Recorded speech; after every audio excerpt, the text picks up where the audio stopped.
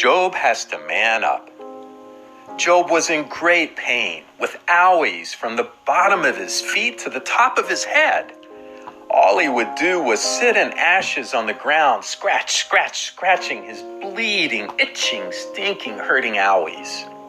Some of Job's friends heard about what had happened, and 3 of them decided to go find Job and try to make him feel better. As they saw Job in the distance, sitting in those ashes, they were shocked. "Is that our friend Job? He looks totally different." They could hardly recognize him because he was so sick. His 3 friends began to cry aloud. They ripped their clothes and put dust on their heads. They wanted both God and Job to know just how sad they were. They sat down on the ground with Job for 7 days and 7 nights. No one said a single word to him. But after sitting silently for 7 days and 7 nights, Job's friends decided to try to help by starting to talk about all the possibilities of why this was happening to Job. They said, "Job, God only punishes bad people, so you must have sinned to deserve all this trouble." But Job didn't think he had done anything wrong, so he kept telling them, "No, I haven't disobeyed God." This went on and on. Job's friends would say he did something bad to deserve punishment, and Job would say he didn't. The big problem with that was they needed to turn to God and find out what he thought about it all. "What do you say about this, God?" Job and his friends didn't know about God's conversation with Satan. They didn't know that God was trying to prove to Satan and the angels that Job was a righteous man. And they would have been better off to keep sitting silently with their mouths shut rather than keep talking about why without hearing from God. And maybe Job and his friends didn't even need to understand why all this was happening. Job's job was just to worship and be soft to God no matter what. And his friend's job was to be friends without guessing why God let this happen to Job. Well, after all the talking went on for quite a while, God decided to step in and put a stop to it. From a whirlwind, God spoke. "Who do you think you are to question my wisdom with such ignorant words? Get ready to man up. Brace yourself and take this like a man, because I'm going to ask you some questions and you must answer me if you can. Where were you when I created the whole earth? Do you tell the ocean your waves must stop here? Have you ever seen the deepest, darkest parts of the ocean? Have you ever told the sun when it's time to get up in the morning? Can you shout to the clouds and make it rain? Speak up, Job. If you know the answer to these questions, tell me." God went on to ask Job over 50 questions just like this. He knew Job couldn't answer these questions, but he was trying to show Job how little he was in comparison to God. God tells Job amazing details about the sun, rain, snow, lightning, mountains, stars, planets, all kinds of animals and the food they need and the babies they have and what they are like. How God makes the whole universe work.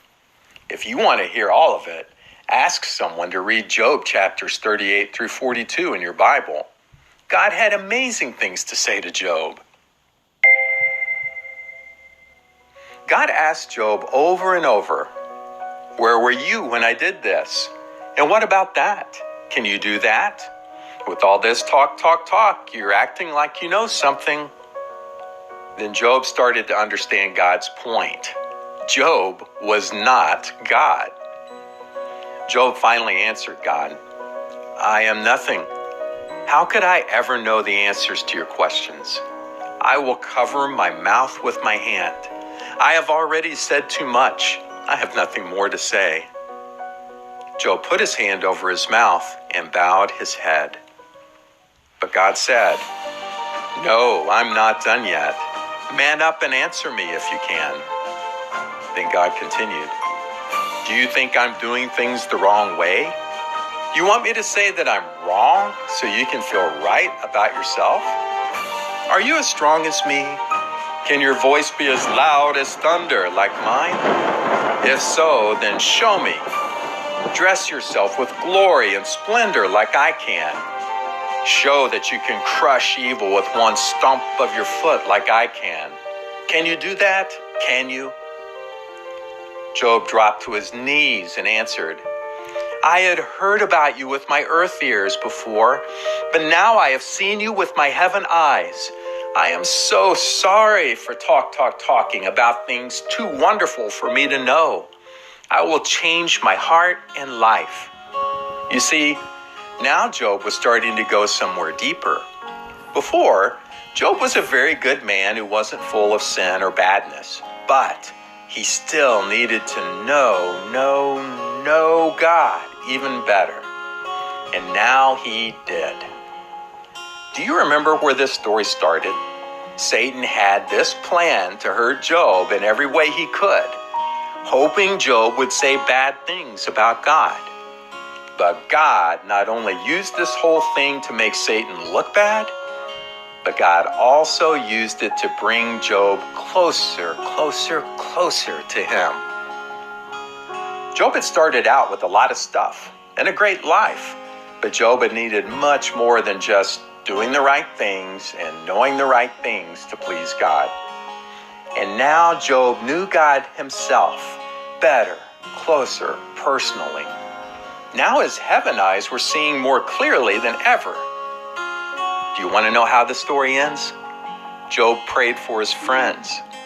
When Job did that, God decided to make Job's sickness all better, and he gave Job back double of all the stuff he had lost. Job had more stuff than he ever had before. He also had more children, 7 more sons, and 3 more daughters.